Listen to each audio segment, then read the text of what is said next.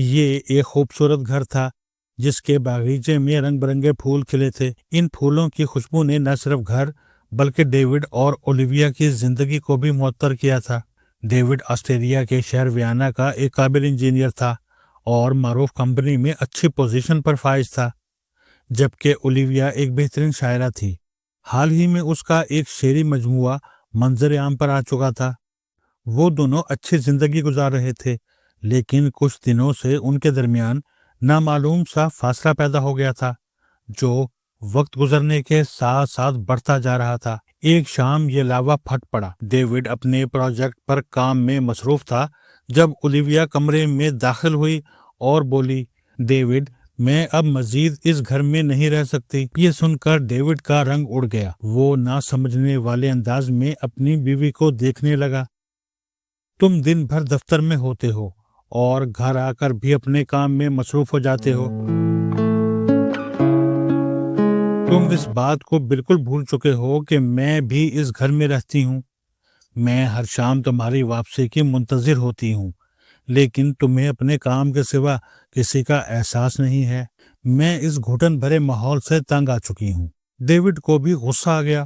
وہ بولا، تم سمجھتی ہو کہ صرف تم تکلیف میں ہو اور میں مزے کر رہا ہوں، جبکہ میں صبح سے رات تک محنت کر رہا ہوں اور یہ سب میں تمہارے لیے کر رہا ہوں تاکہ ہم دونوں اچھی زندگی گزار سکیں۔ تم اتنی احسان فراموش کیوں بن رہی ہو؟ اولیویا کا پارا چڑھ گیا۔ اس نے پہلے سے بھی زیادہ سخت انداز میں جواب دیا اور زور سے دروازہ بند کر کے کمرے سے نکل گئی۔ کچھ لمحوں میں گھر کا ماحول انتہائی تلخ ہو گیا۔ کام کی تھکاوٹ اور اولیویا کے درست رویے سے ڈیوڈ کی توانائی ختم ہو گئی۔ وہ بے دم ہو کر صوفے پر ڈھہ گیا۔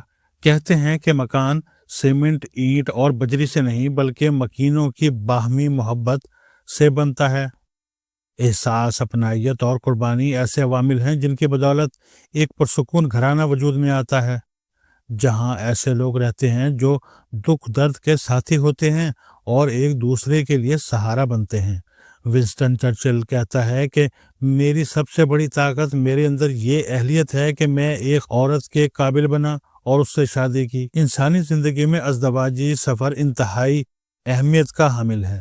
یہ رشتہ محبت کی بنیاد پر وجود میں آتا ہے۔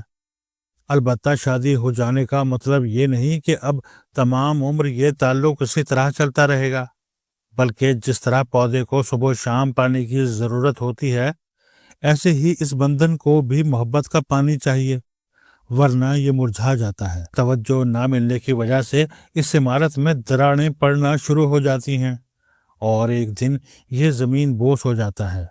امجد اسلام امجد صاحب کی ایک نظم ہے، محبت کی طبیعت میں یہ کیسا بچپنا قدرت نے رکھا ہے کہ یہ جتنی بھی پرانی، جتنی بھی مضبوط ہو جائے، اسے تائید تازہ کی ضرورت پھر بھی باقی رہتی ہے۔ ہم زندگی میں جتنے بھی رشتے بناتے ہیں، ان میں سب سے اہم، نازک اور ہماری زندگی پر بھرپور نتائج مرتب کرنے والا رشتہ شادی کا ہے۔ اس رشتے کی چند بنیادی ضروریات ہیں جن کی بدولت سے قائم رہتا ہے۔ یوں سمجھیں کہ یہ ایک الاؤ ہے جس میں ایندھن ڈالنا ضروری ہے۔ اگر ایندھن ڈالنے میں دیر ہو گئی تو یہ الاؤ بجھ سکتا ہے۔ کوئی بھی رشتہ اور تعلق برقرار رکھنے کے لیے سب سے اہم چیز وقت ہے۔ جب آپ کسی سے تعلق کا دعویٰ کریں تو آپ کا فرض ہے کہ اسے وقت دیں۔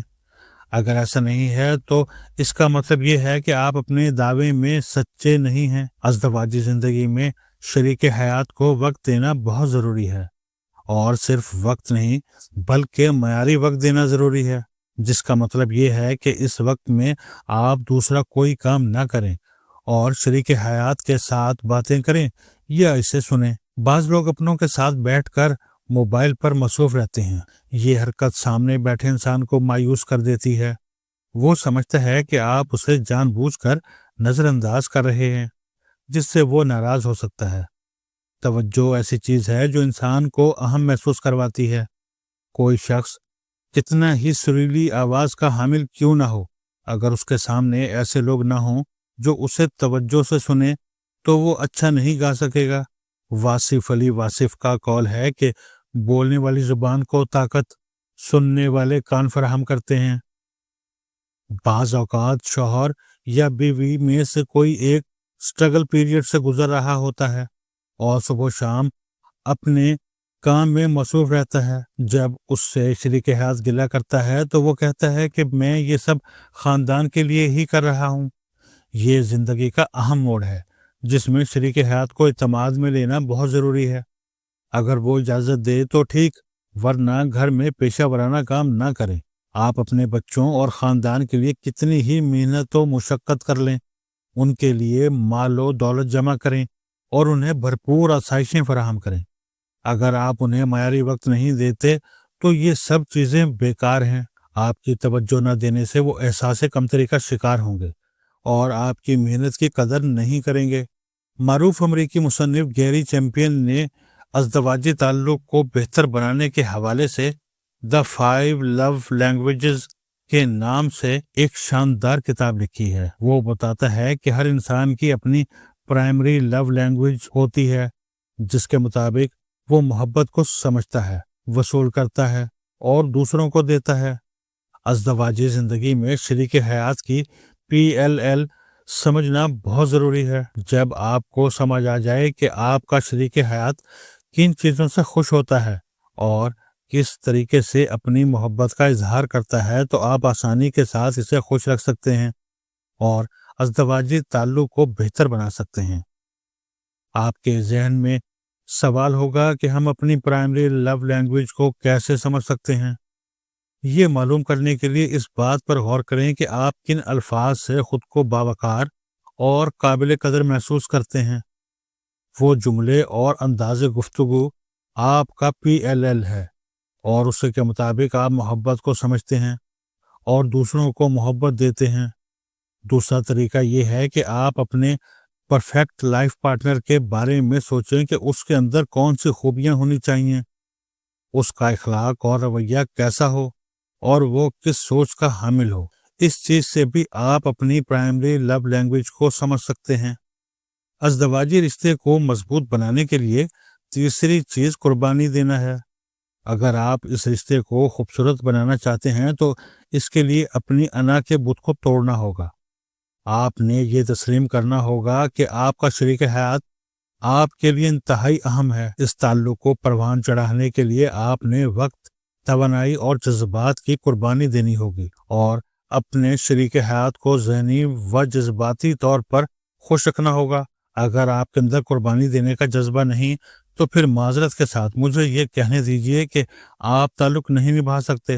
آپ کے خوبصورت، میٹھے، حوصلہ افزا اور محبت بھرے الفاظ کسی بھی شخص کا دل جیت سکتے ہیں، اور یہ معاملہ اگر شریک حیات کے ساتھ ہو تو ازدواجی تعلق انتہائی خوشگوار ہو جاتا ہے۔ زبان سے کسی نے پوچھا کہ تم خون خوار دانتوں کے درمیان سلامت کیسے ہو؟ اس نے جواب دیا، اپنی نرمی کی بدولت۔ شادی شدہ بندھن کو خوبصورت بنانے کے لیے زبان اور رویے کی نرمی بہت ضروری ہے۔ اپنے شریک حیات کی تعریف کریں، اسے ہمت دیں اور ایسے کام جو وہ کرنا چاہتا یا چاہتی ہے لیکن جھجک کی وجہ سے نہیں کر سکتا یا کر سکتی تو اسے حوصلہ دیں۔ اس خوبی کی تعریف کریں تاکہ وہ خود اعتمادی سے لبریز ہو جائے۔ شریک حیات کی غیر موجودگی میں اس کے لیے بہترین الفاظ کا استعمال کریں۔ اگر کبھی وہ غصے میں ہو تو آپ تحمل کا مظاہرہ کریں، اس کی ناگوار باتوں کو برداشت کریں اور نرمی سے جواب دیں، البتہ بعد میں اسے بتائیں کہ اس کا لہجہ غیر مناسب تھا۔ چوتھی اہم چیز اپنے لو ٹینک کو بھر کر رکھنا ہے۔ خدا نے ہر انسان کے اندر محبت کا مادہ رکھا ہے۔ جب بھی یہ ذخیرہ کم ہو جاتا ہے تو وہ منفی رویوں کا اظہار کرتا ہے اور وہ معاشرے کے لیے تکلیف دہ بن جاتا ہے۔ ازدواجی رشتے میں اس چیز کی طرف خصوصی توجہ دینے کی ضرورت ہے کہ میاں بیوی میں سے کسی کا لو ٹینک خالی نہ ہو، ورنہ حالات بگاڑ کا شکار ہو سکتے ہیں۔ میاں بیوی میں سے اگر کوئی ایک ایسے رویے کا اظہار کرے تو اس کا مطلب یہ ہے کہ اسے بھرپور محبت کی ضرورت ہے۔ اگر ایسا نہ کیا گیا تو پھر چھوٹی چھوٹی باتوں پر لڑائی جھگڑا شروع ہو جائے گا، جس کی وجہ سے ازدواجی زندگی جیرن بن جائے گی۔